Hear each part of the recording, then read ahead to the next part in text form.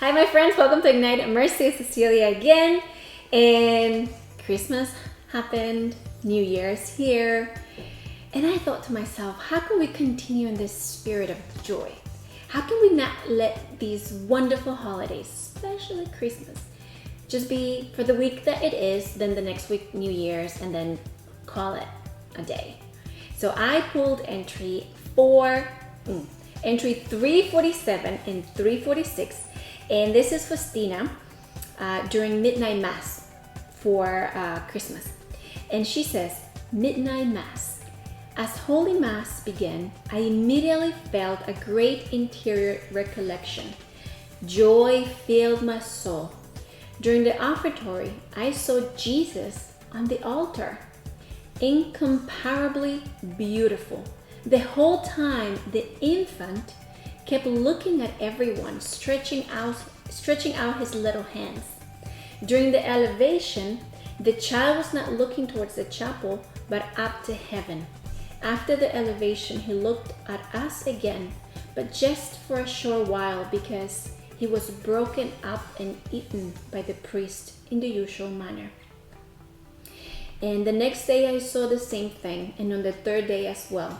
It is difficult for me to express the joy of my soul. And then entry 346, right before this, it says, incessantly reading the Mother of God and entering into her spirit, I begged her to teach me true love of God. And then I heard these words, I will share with you the secret of my happiness this night during Holy Mass. So Faustina, she's always trying to love God more. And I'm like, Faustina, you don't need to love him more. You love him more than all the Christians together. But then she insists, I want to love you more. And then I'm okay, because I have to do the same, right? Because I'm trying to be a saint and she's a saint. So I can take after her example. So here's Faustina trying to love Jesus even more. And what does she do? She goes to Mary. And she says, unceasingly greeting the Mother of God. I wonder what that sounds like. Hello, Mary. Hello, Mary. Hi, Mary. Hey, Mary. Hello, Mary. I don't know. But in my case, what I do is when I come to Mass, I look at the altar and I try to connect my heart and my brains, which is the hardest part, but also look at Mary, the statue of Mary that we have next to the altar. In most churches, they have a statue of Mary somewhere. And I think to myself, do you agree to this? You said yes to the incarnation, but did you agree to watch him die, watch him being killed? And do you agree for me to eat your son, to receive him? Do you agree for all of us? You are the purest creature among all creatures. You know we are not as pure as you are. You are so pure you deserved, because God willed it, to be the Mother of God. Who am I to receive him inside of me? I'm not immaculate, the furthest thing from it, right? So as I was reading this, Mary said to Faustina, when Faustina asked, teach me true love of God, Mary said, I will share with you the secret of my happiness. That almost sounded like some chit-chatting, some gossiping. I'm like, Mary, you have a secret? I knew it, you had a secret. But then what is the secret, right? Faustina sees baby Jesus on the altar for 3 consecutive days, since midnight of New Year's, for 3 consecutive days. And that got to be the secret that Mary was referring to. And when I try to understand this is what I see. And you tell me if you see the same thing. It seems to me that Mary is telling us through Faustina, come to Mass. I will show you the secret of my joy. It's my baby.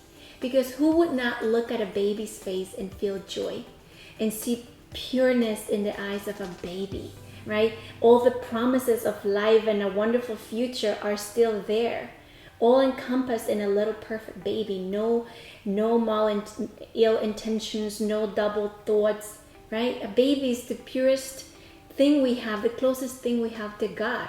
And as I say to my children, that's a brand new baby. It just came from Jesus's arms. So touch it, because maybe the scent of Jesus is still on him or on her.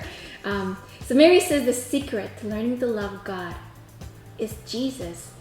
And when I think of it, I always see the big cross we have on top of the altar, and I see grown-up Jesus there, a 33-year-old man, a man of sorrow, who is giving his life for me because he said yes.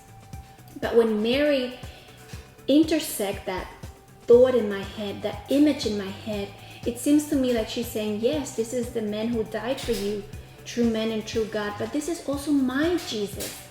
This is my baby Jesus, right? And to think of Jesus when he's on the cross, and think that he was also a baby, and he's his mom's baby, and that will never change. Because if you have a son or a daughter, you know that no matter how old they are, they're always your babies.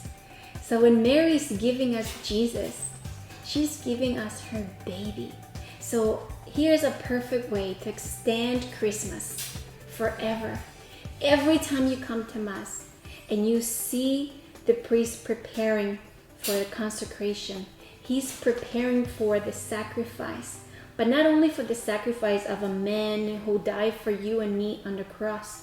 He's preparing for the sacrifice of Mary's little baby. Jesus will always be Mary's little baby. So when we come to Mass throughout this year, let's stretch out Christmas. Let's stretch out this idea and thought and vision and feeling that Mary is letting us into her secret. The secret to love God, just like she loves him, is to see him as the purest, the most gentle, the cutest, the most beautiful, the most tender, because that's how she sees him. That's why she's not afraid of him. And I came to understand that that's why Faustina's not afraid of God. And when she sees all her misery, she's not afraid, because she's not in front of a God who would judge her. She's in front of this pure, beautiful, tender, innocent Jesus.